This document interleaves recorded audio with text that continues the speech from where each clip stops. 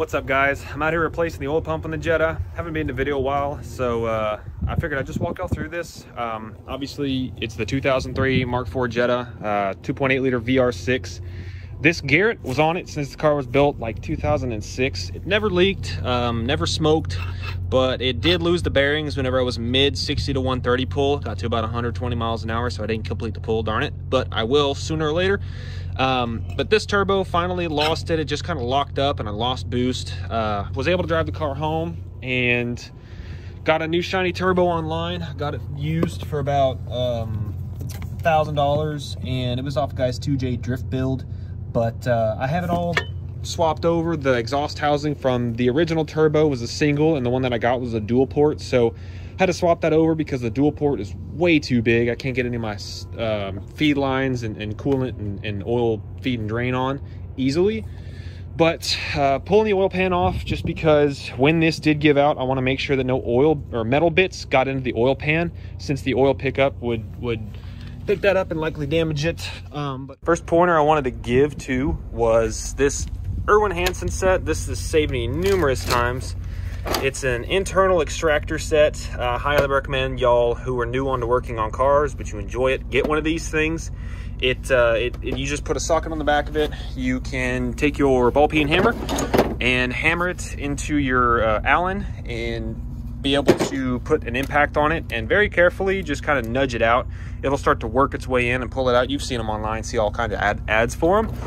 But these steel fasteners, all of them except one, came out perfectly, and it was the one that, of course, was blocked by the serpentine belt. I just had to get a big screwdriver and kind of position it to where it was folded and out of the way.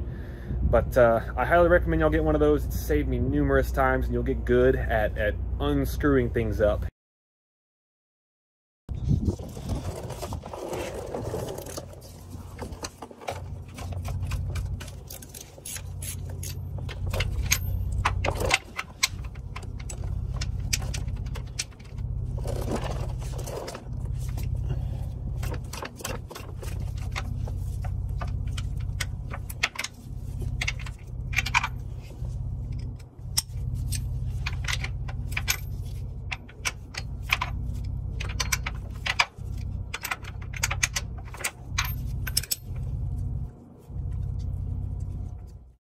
Kind of glad I checked the oil pan. That looks to me like 2 ball bearings and a part of a guide. It's not big enough to go through the oil pickup, but I'm worried about smaller bits. That's why I'm kind of wanting to swap this oil pump around, because to be honest, I'd rather do 1,000 oil changes and 1,000 oil pump swaps, and making sure that everything's good on the pressure and feed side of things before I replace one built motor.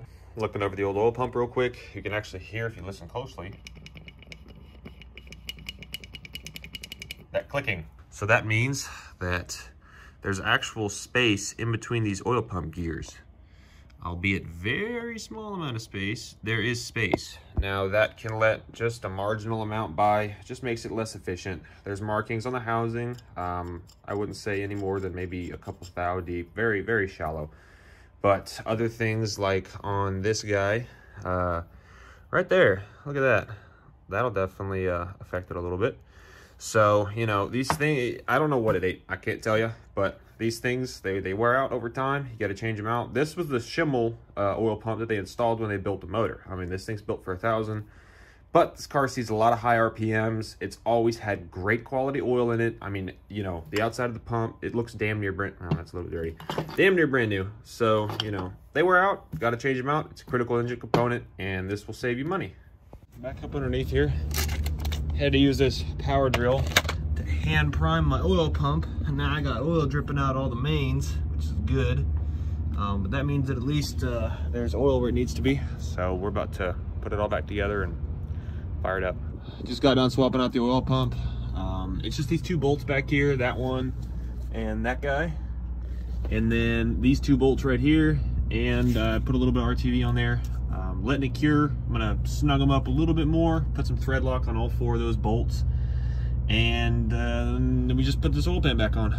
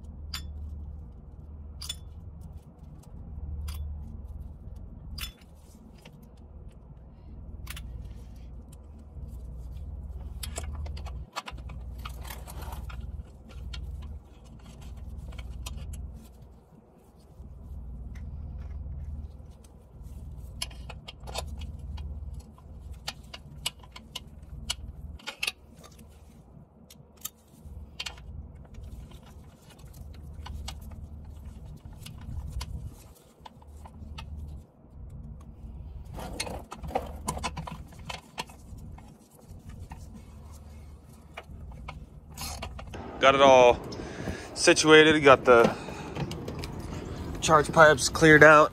Made sure nothing was in there. Hopefully I have enough battery for this. My battery is out. There she is. Sitting at like, there it is. You can see all the way up. That's good stuff right there. So she primed up. What y'all didn't see was the first time I had installed the oil pump, the RTV that I had used was old, and I had done the whole cure process like I normally would, but it had just blown out the side, and that caused me to, whenever I fired it up, it didn't really build that much oil pressure. It just looked off, but I took it all back apart. I used that hand drill to prime it. That way, when the next time I fired it up, there'd be oil everywhere. It was actually just a, I think it was like an M6 Allen key, and put that on the front of the drill, primed it up. Oil was dripping out of everywhere. That's how it's supposed to be. I do suspect that the old oil pump might have led to the demise of the old turbo. But the oil pressure was on the lower side. Since I had installed this new pump, I was running the same oil that I was before. Had a lot better oil pressure, so I'm a lot more happy with it now. But just like I said, it saves you money. These things, these oil pumps and things like that, they are wearable items. If it's a high RPM engine, it's a component that may need to be swapped out. Other than that, if y'all really enjoyed this video, I know it was short and kind of, you know, obscure, but feel free to like, comment, and subscribe. I have more videos coming here pretty soon. But yeah, oil pump done, turbo change, she's running now.